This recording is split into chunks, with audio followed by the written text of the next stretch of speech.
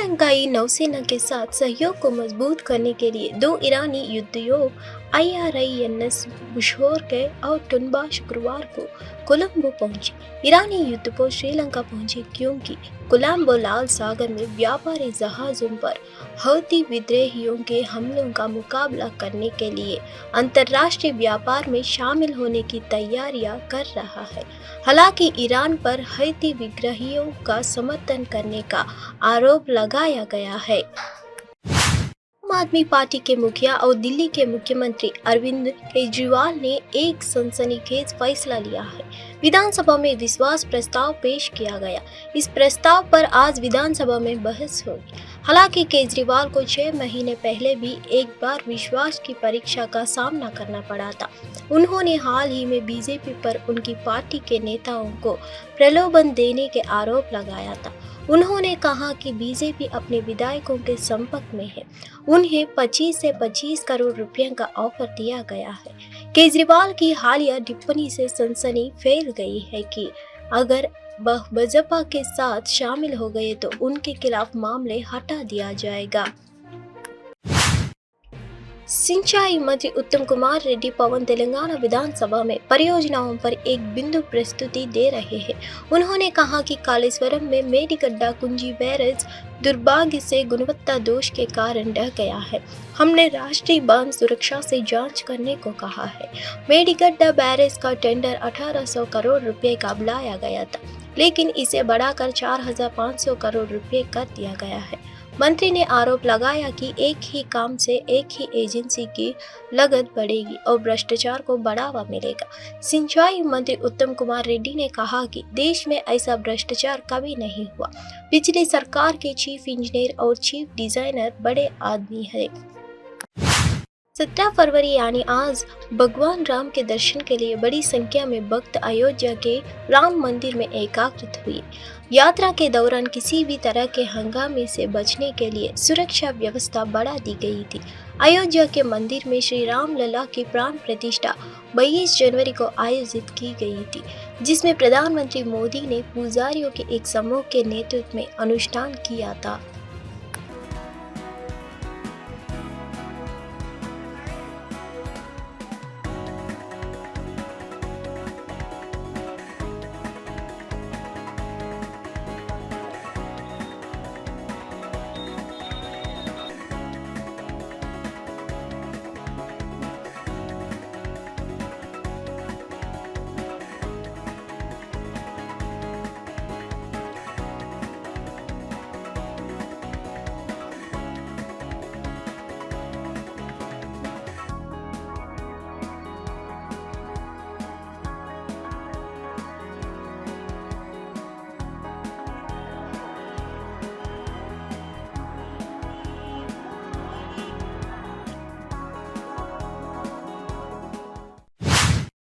जैसे ही बसपा का 2 दिवसीय राष्ट्रीय सम्मेलन भारत मंडपम में शुरू होने वाला है, पार्टी के यूपी अध्यक्ष भूपेंद्र सिंह चौधरी ने पीएम मोदी के नेतृत्व में 2024 का लोकसभा चुनाव जीतने का आश्वासन दिया। ANI से बात करते हुए भूपेंद्र सिंह चौधरी ने कहा, हमें पीएम नरेंद्र मिलेंगे।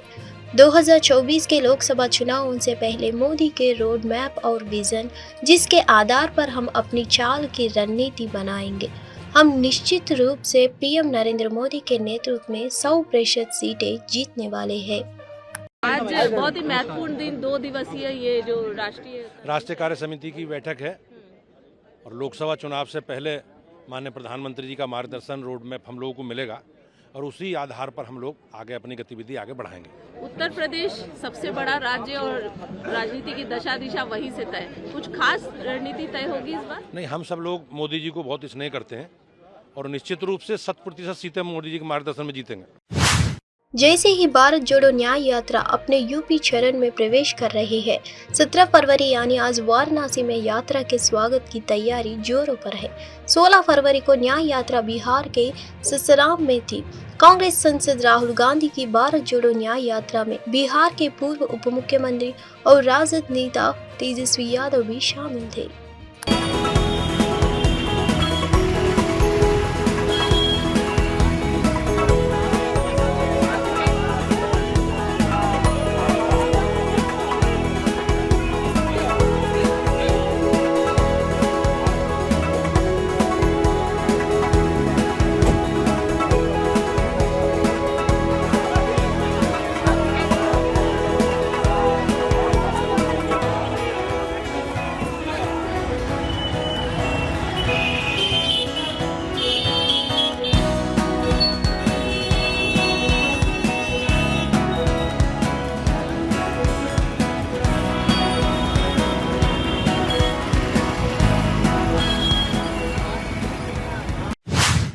मरीन कमांडो के 38वें स्थापना दिवस के अवसर पर नौसेना प्रमुख एडमिरल आर हरिकुमार ने 14 फरवरी को मार्कस टीम से मुलाकात की और दुर्जय समुद्री विशेष बल की सराहना की, जिसने अपनी स्थापना के बाद से भारतीय नौसेना की वीरता के साथ सेवा की है।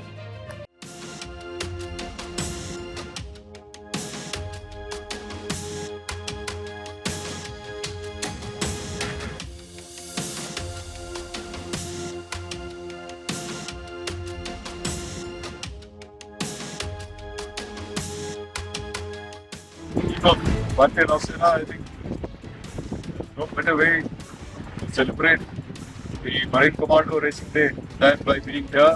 Happy Racing Day of Marcos!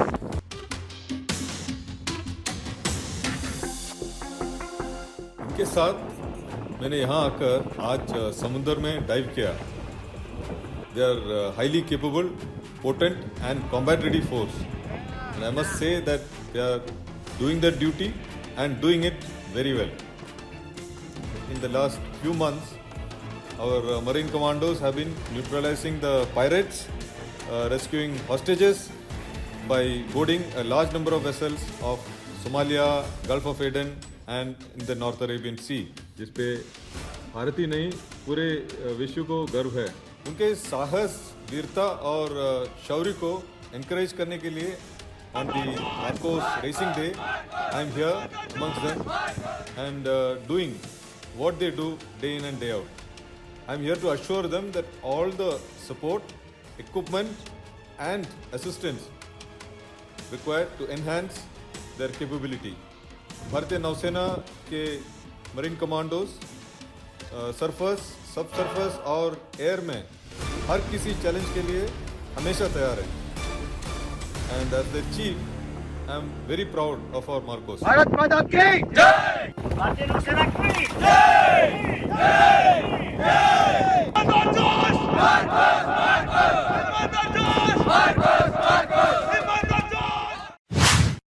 Pakistan के पूर्व पीएम इमरान खान की पार्टी ने बड़ी घोषणा की है।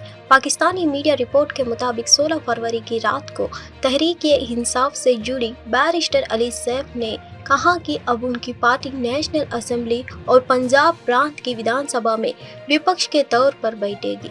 अली सैफ ने मीडिया को बताया कि पार्टी ने इमरान खान के निर्देशों के तहत केंद्र और पंजाब में विपक्ष में बैठने का फैसला किया है।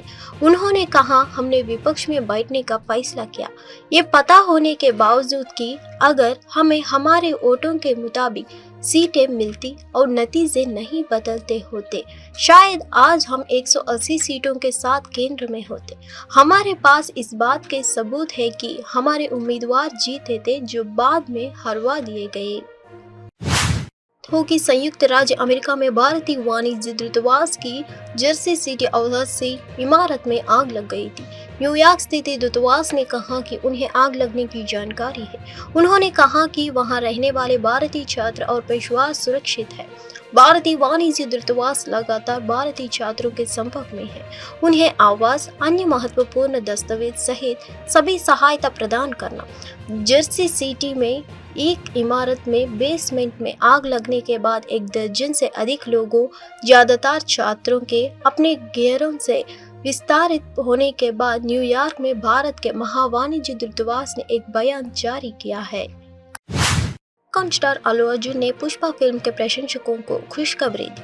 अल्लू अर्जुन ने बर्लिन इंटरनेशनल फिल्म फेस्टिवल में घोषणा की कि पुष्पा फिल्म का तीसरा भाग होगा।